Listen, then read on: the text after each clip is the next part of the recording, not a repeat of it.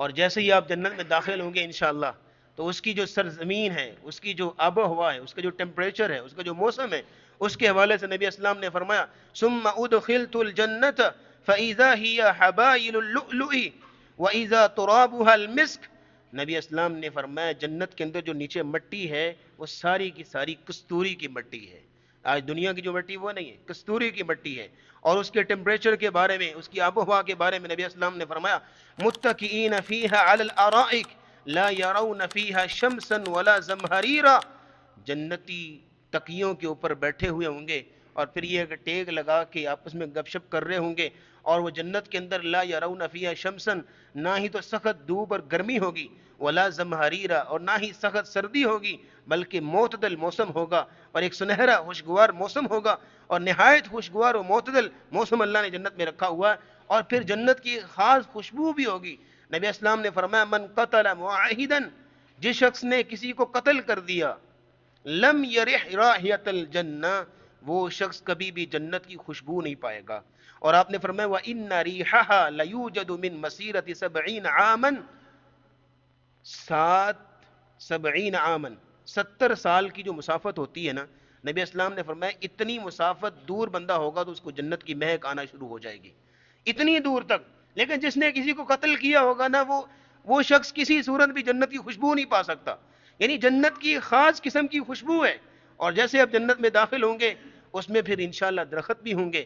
اور آپ نے فرمایا ان فی الجنت لشجرہ، اس میں ایک طرح کے درخت نہیں ہوں گے، کئی طرح کے، بلکہ ایک درخت آپ نے فرمایا یسیر الراکب الجواد او المدمر السریع 100 عام ما یقطعها، اگر ریس کے لیے تیار کیا ہوا گھوڑا 100 سال تک بھی دوڑتا رہے تو اس درخت کی چھاؤں نہیں ختم ہوگی، اتنا بڑا درخت ہوگا۔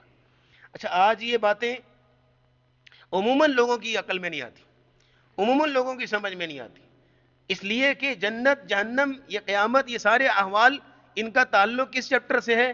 ایمان بالغیب کے ساتھ، ایمان بالغیب کے ساتھ۔ یہ تو انشاءاللہ وہاں پہنچیں گے تو حقیقت کھلے گی، اور وہاں پہنچیں گے انشاءاللہ تو پھر یہ ہے کہ سارے باب ہمارے سامنے کھلیں گے، کیونکہ ہماری عقل جو ہے نا، یہ جیسے ہم کہتے ہیں نا کہ ہماری عقل سونار کے ترازو کی طرح ہے، جو تولے ماشے تول سکتی ہے تھوڑی تھوڑی چیزیں، بڑی بڑی چیزیں نہیں تولی جا سکتی۔ اس لیے جنت کی بڑی بڑی باتیں سن کے نا سم ٹائم لوگوں کو یقین نہیں ہوتا کہ یہ بھی ہوگا۔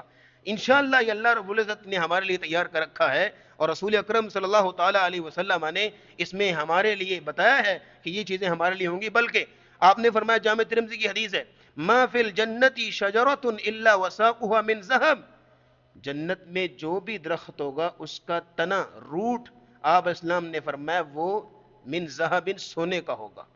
اور آپ علیہ الصلوۃ والسلام نے اس کی مزید وضاحت فرمائی کہ اگر کسی شخص نے، اس کی چاہت ہے کہ اس کے نام کے جنت میں درخت لگے، تو آپ نے فرمایا سبحان اللہ والحمد للہ ولا الہ الا اللہ واللہ اکبر، اس ذکر کو چلتے پھرتے اٹھتے بیٹھتے پڑھتا رہا کرے، اللہ رب العزت اس کے نام کے جنت میں درخت لگاتے جائیں گے، اس کے نام کی جنت میں درخت لگتے جائیں گے انشاءاللہ۔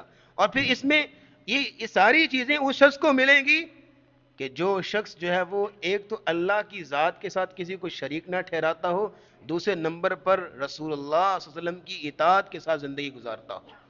نبی اسلام نے فرمایا کل امتی یدخلون الجنت الا من ابا، میری امت کا ہر فرد جنت میں جائے گا سوائے اس شخص کے کہ جس نے جنت میں جانے سے خود انکار کیا۔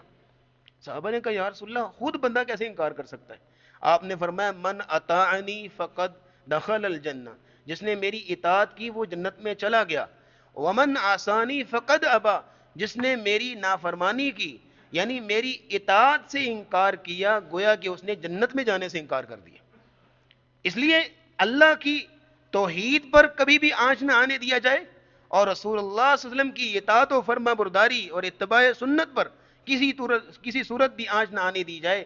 جب ان دو چیزوں کو انسان زندگی میں تھام لیتا ہے اور اسی کے ساتھ زندگی بسر کرتا ہے، پھر یہ ساری چیزیں انشاءاللہ جو ہے وہ اس کا انتظار کر رہی ہیں، اور یہ سارا پروٹوکول اللہ رب العزت اس کو عطا کریں گے۔